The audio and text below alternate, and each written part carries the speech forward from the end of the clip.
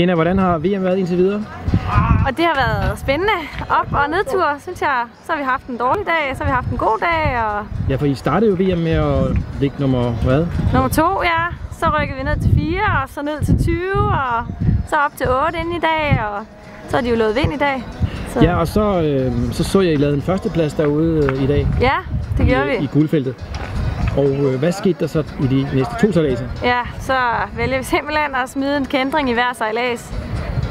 Jeg tror måske lidt, at der er nerver på. Vi ved, at vi rigtig gerne helst skal gøre det godt for at være i top 8. Eller top 9, som jo så kommer med til finalerne i morgen. Og så det blæser op, og det er egentlig vores favorit, men jeg tror lidt stress, og vi er lidt for passive, og det gør bare, at det er båden, der styrer. Sådan også rundt i stedet for os, der styrer båden. Men hvordan kæntrede I? Jamen altså, den første kæntring er nede ved bundmærket, hvor vi ligger 3 på en række. Og vi er bagerst og kommer med drønende fart op mod de andre. Og så kommer vi i læ af de andre både. Og så rører den simpelthen bare først til lu, og så til læ, og så kan vi ikke holde den, og så ligger den så bare ned. Men måske kommer I med i middle race? Ja, vi ligger 9 lige nu af point med 10'eren, og krydser fingre for, der er 6 protester, men krydser fingre for, at vi kommer med.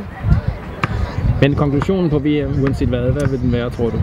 Vi skal hjem og træne noget mere, og specielt i den lidt lettere luft også, og så skal vi have trænet noget lidt mentalt også, tror jeg.